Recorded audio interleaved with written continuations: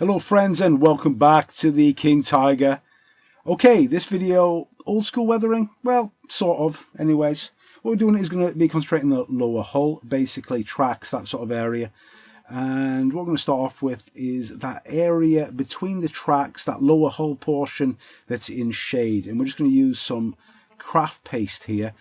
I'm using, it's white coloured artist's craft paste with a sand texture. There's no colour in this really, well, except of course it's white, but that's got a purpose, as you're going to see later on.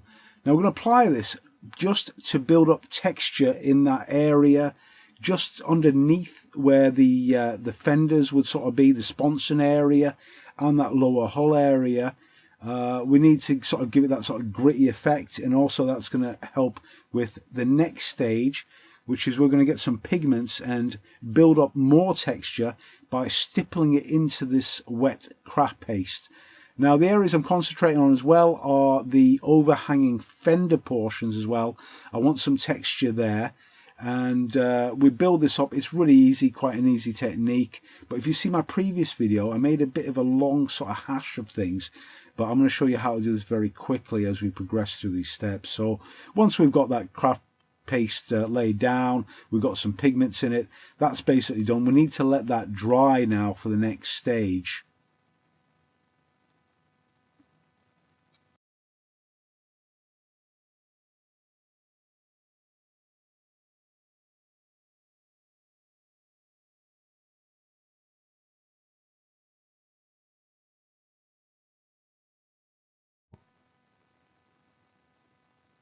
Okay, now just to make this pigment stick and stay there, we're using this sand and gravel fixer. I suppose you can use a white glue mix, but this was on hand, and the application is via pipette. We don't use a brush so it doesn't get smeared, and again we'll let this dry. We just want everything solid in this area.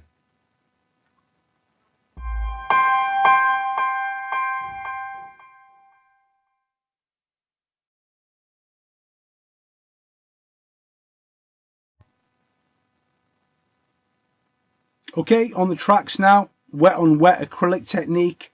Why are we doing that? It makes things a little bit quicker.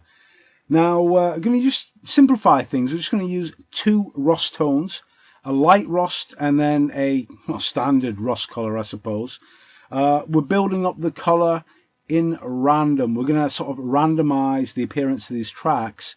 Now, we're going to lay down, first of all, the light colour. The light colour rust will be applied first, and it's not applied everywhere. That is the key to this. So we're just sort of randomizing the appearance. Some track links are being left without any application, some more. Don't forget to do the inner run of track and the guide horns, every little area inside there. Once that's laid down, now obviously we're not going to let it dry, we can go straight on now with the darker rust tone, straight on top. So first of all, we're going to hit the areas where there was none of the lighter colour applied, so we want to get full coverage there. And also we can do a little bit of overlaying and layering on top of what's already wet. There's no problem with this. You can see that the mixture that we use some water to make it dilute, and also some of the flow improver. That makes it so much easier to apply these liquids.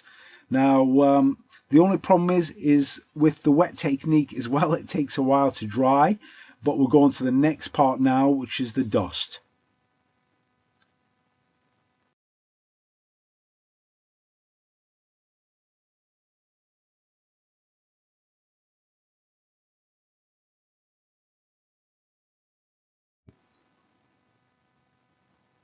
Okay, so for the dust now, we're using that life color medium. This is acrylic paint with pigments within it. So it's a pigments in solution, and application again very straightforward. The reason I'm showing this is to just show you how easy it is. We didn't let the rust tones dry, and now we're going straight on the wet with this dust application. And if you have a look carefully at how I'm doing this, I'm not sort of painting it on, I'm sort of dabbing it on and letting the mixture sort of flow everywhere, obviously on top of what's already a rusty colour. All around the road wheels, every single portion of the tracks will be covered with this dust. And as you can see, It does remain quite wet. There's wet layers everywhere, and I'm just going to show you a comparison now.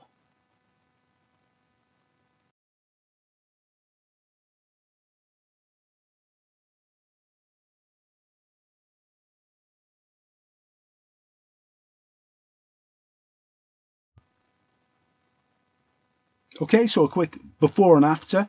Here it is in the wet state. And yes, it took a good 8-9 hours. I had to leave it overnight to dry. You can see how fluid it is. That is the disadvantage of this technique with these sort of wet acrylics. They do take time to dry. So they're left overnight, and now let's have a look afterwards. We'll look at the transformation. First of all, entirely dead flat. The pigments are sort of sealed into this, into these tracks. Realistic, and also obviously got a lot of variation in those tracks. We're going to come back and show you what to do now.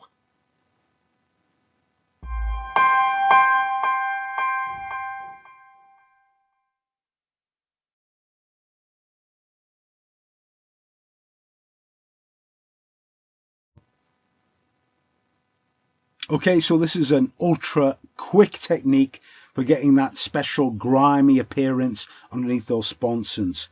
So yeah, we're taking the enamel products that we typically see applied by a brush.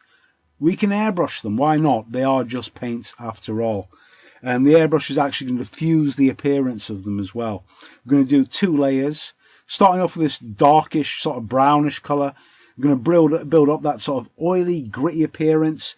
And straight away we can colour in all that white paste, those pigments. Everything gets covered very quickly with the airbrush. So it's a quick technique.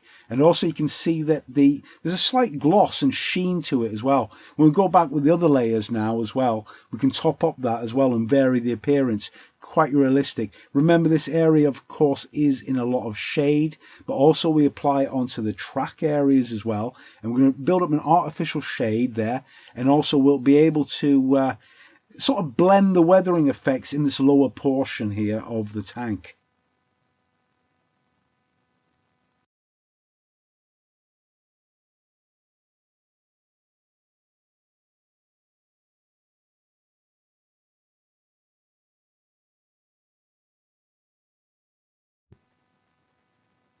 Okay, so after those enamels, I thought that the area really needed a bit more depth there. It needed to be darker, get that sort of grimier look, that oily build-up that's underneath those sponsons. So I tried 2 things. We've gone back to acrylics here. We're going to airbrush them on again. And I started off, first of all, with the old Tensichrome medium, which again are sort of pigments, and I tried this oil colour, but in fact it was just a little bit just too dilute. So I went again back to Life Colour's newer range with the darker pigments. It's a lot more saturated in appearance, and again I used the airbrush again to apply on top of those enamels. No problem at all with any sort of weathering effects. There's no adverse reactions between enamels or acrylics in any way whatsoever. But you can see that those areas get darkened, and now you see the purpose of why we masked off that lower hole there. We don't want to get overspray in that area. We want a specific weathering for what accumulates underneath those sponsons on that lower hull portion, and that's what we've done. It's quite quick actually to do, quite easy, not a lot of variations needed here.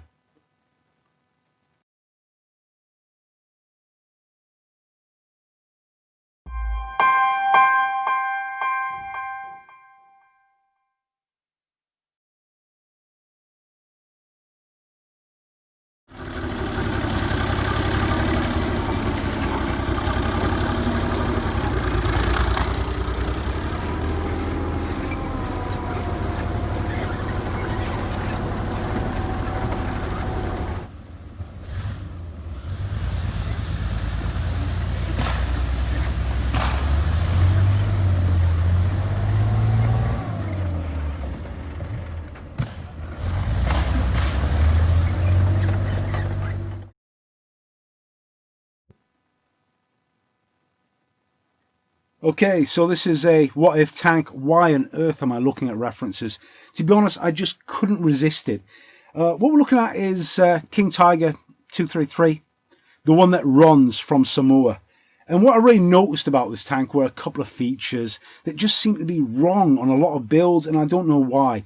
So I've honed in on specific areas.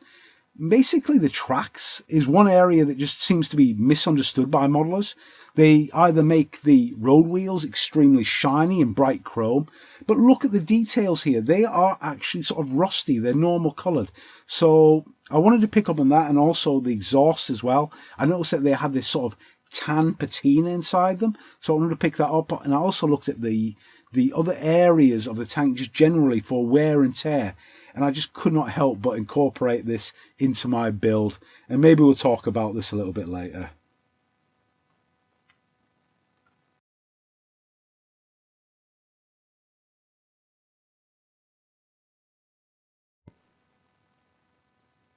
So what I obtained from those references was the fact that all these tracks, even in urban environments, they just seem to have that dirt thickly embedded within the tracks, just doesn't seem to come out. So I went back in with my pigments, and this time I'm sort of, obviously a dry application, I'm using a brush and I'm sort of stabbing them into the links and also brushing them also along the inner portion of where the road wheels run.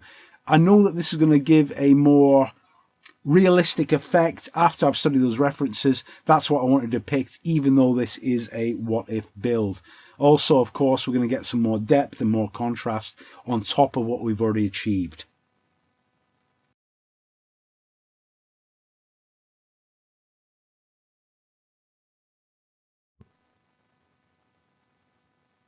Okay, now an interesting fact is when we airbrush on that wash, it being an enamel product, it doesn't actually stick that well to the paint of the vehicle.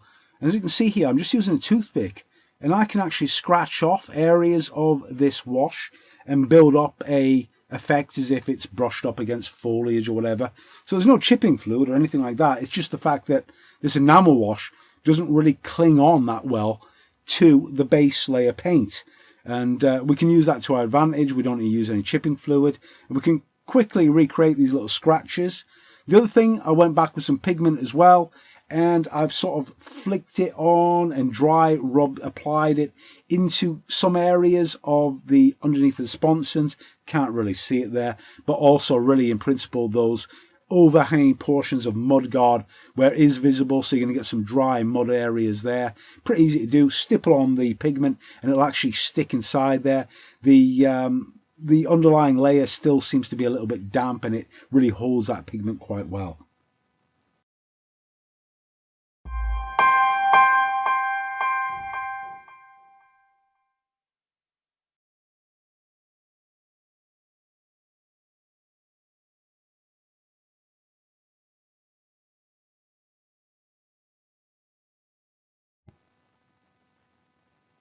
Okay, let's start off with our first oil wash application. We're just using a earth tone here. We're going to sort of paint with dirt. That's the best way I can describe this. And we're just using the simple white spirits, turpentine, enamel. Doesn't really matter. Just mix it up. Mixing's quite important here because the oil paint will sort of remain in a solution, and some of it will remain thicker than others. I'm going to sort of explain that as we go through.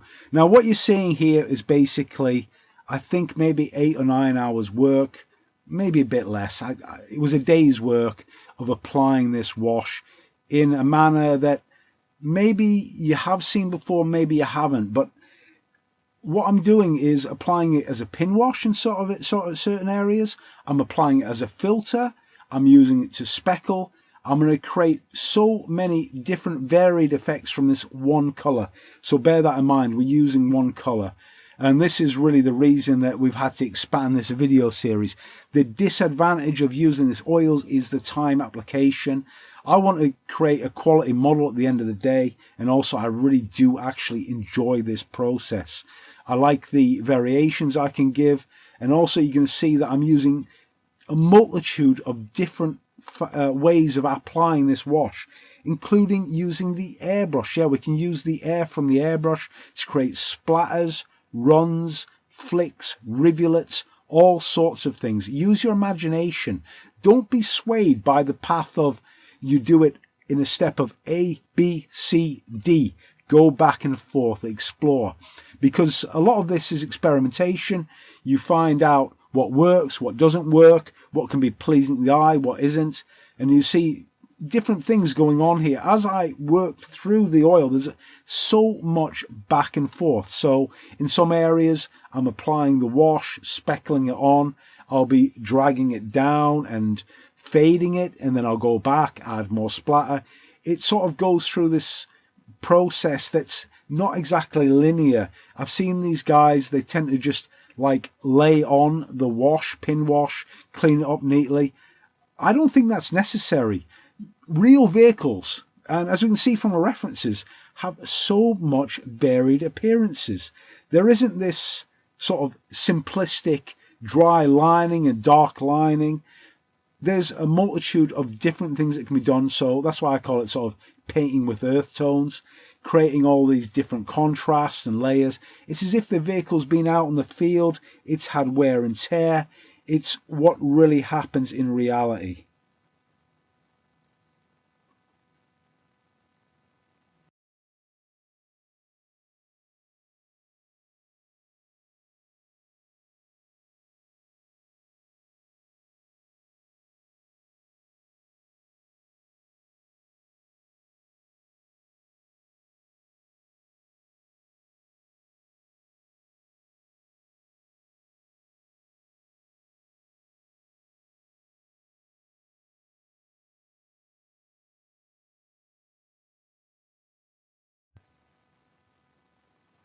Now, of course, the disadvantage with these oil paints is it's the time they take to dry. So even though I'm just using the one colour, and I'm using one colour because it's simple and it works, I need to let that oil paint dry, and that's going to take an overnight at least. It's going to take a minimum of a 24-hour period, really, well, basically an overnight period, until I can go back to the next layer. Now, on top of that, I need to do the video editing, and I need to do some other stuff as well. So that's why this has got dragged out. Now, I'm trying to explore ways of quickening this up, and if there is other ways, I will definitely show them in videos, and I'm thinking about using a hairdryer in the future. But at the moment, this is just the way it happens, and I'm recording all this real time, so that was this week that you're seeing is what I'm presenting now. And that's unfortunately why we've had to drag it into another sort of extended video. I did want to cover everything in this video, but as you can see, it's not complex, it's just detailed. And by taking our time as well, instead of this sort of, I don't know, in some cases you see guys that just throw the wash on and just saturate the model. We can do that, yeah, there are different techniques for that. But by actually just varying the way that it's applied, even the thickness, you can build up so many different effects just from this simple wash. And it really is my favorite medium. It's my favorite technique as well, is using oil paints. The other big advantage as well is if there's an application that's too thick, too heavy, you've got time to re-examine it. So even if you've applied a wash and there is an area on there where I applied too heavily, I could go back later on, I could apply a bit of thinner and I could stipple it out with a deer foot, or I could actually totally erase it by using some cotton swabs. Really, there's just endless variations on there. So I find that oils aren't complex. I just find them a lot of an easier medium to work with. And the reason we're using one color is, again, it simplifies things. We get this homogeneous look. Basically, the whole thing, the whole tank has this aura of it being sort of having the same sort of dirt effect all over it.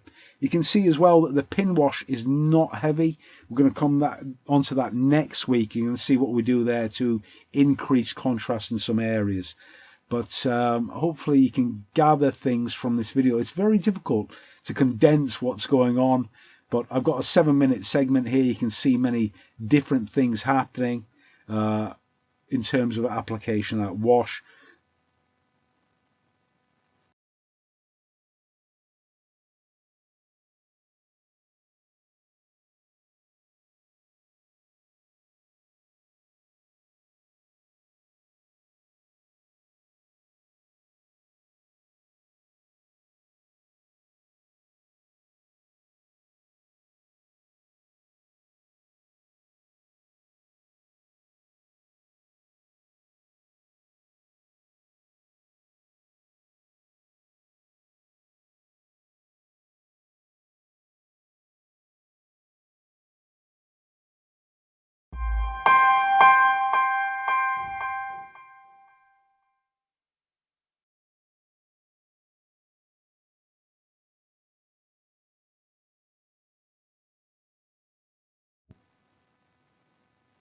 Okay, let's do these steel chips. These are the deep gouges into the metal where bare metal is exposed.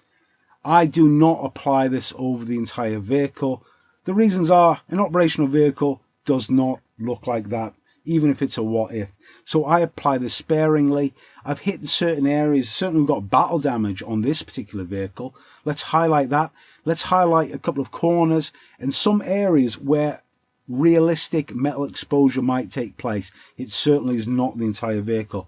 I'm sort of more of a less is more sort of guy, so I want this effect minimalized. I don't want the tank to be dominated by rusty chipping, and also it will fall into what we're going to do next, which is this old school stuff. So let's go straight into that now.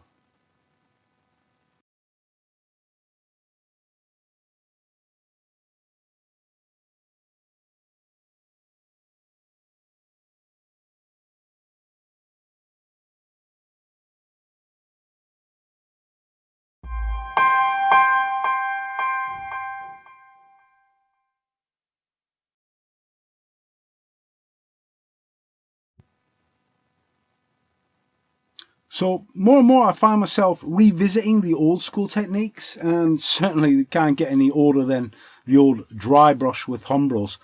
However, we're bringing up to 2020, so can we achieve hyper-realistic weathering doing dry brushing? Well, only you guys can tell me in the comments. But what we're using, yeah, this is old formula HUMBROL, and we're using the matte black. Yeah, you need your pliers to open up the tin. It's the old stuff. Now, look at the consistency of the actual paint. It's very thick, and it's got a like oil enamel substrate on top of it. What you need to do is get the thick stuff out. I've used a toothpick, and then we're going to get the dry stuff, the stuck together pigment on the brush, and we're going to very lightly dry brush some areas of the tank. What are we going to achieve here?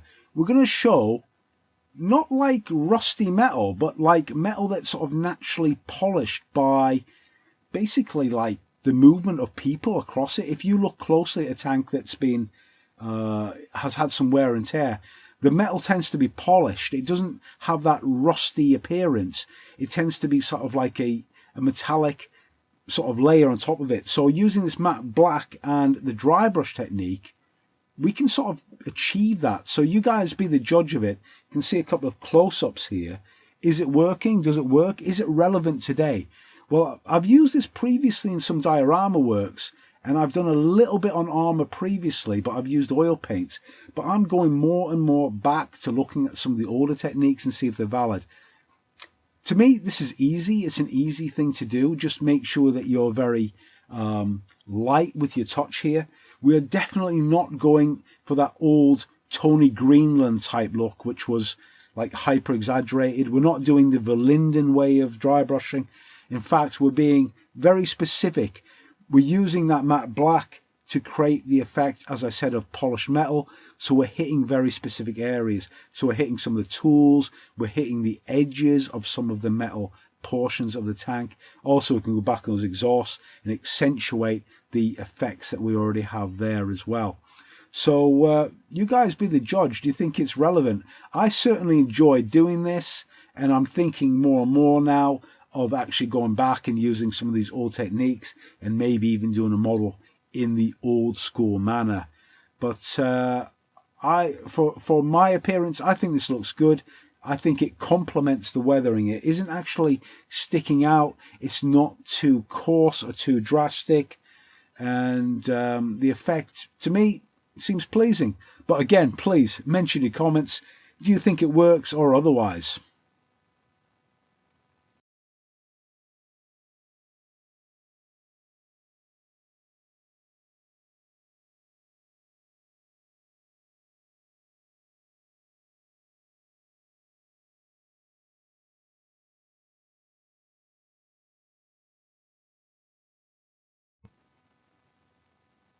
Another area that we picked up from the actual references was that spare track links on tanks are not rusty. They do not use the old ones to hang up on there unless it's for armor protection. So again, we're sort of dry brushing again with this, using this technique, and we can sort of create metallic effects on those track links. We can make them contrast from the rather worn ones that are actually on the vehicle, and we'll see how that looks when they're placed actually on the tank. We might vary the appearance, but for now this will do as a base layer.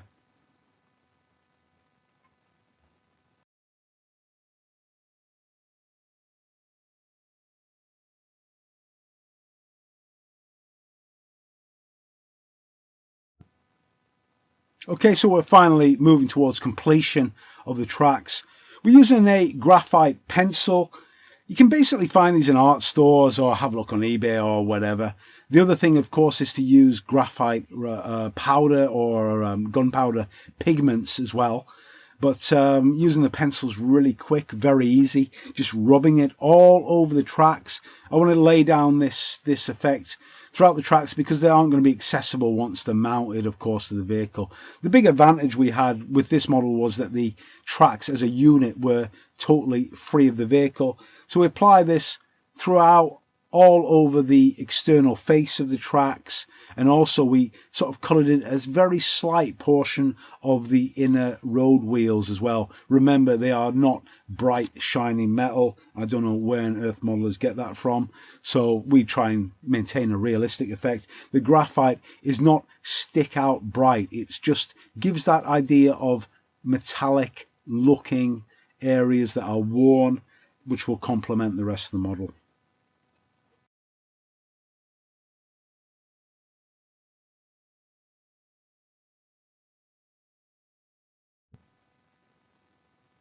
So at long last we can actually start assembling this model, so let's get these tracks glued into place where they belong, check the alignments, etc., and we can sort of tail off this video. Sorry I couldn't complete the model. We're going to follow on next week. It should be a shorter video to complete it. I wanted to compress the video down to 30 minutes. Let's have a look at what we've achieved so far.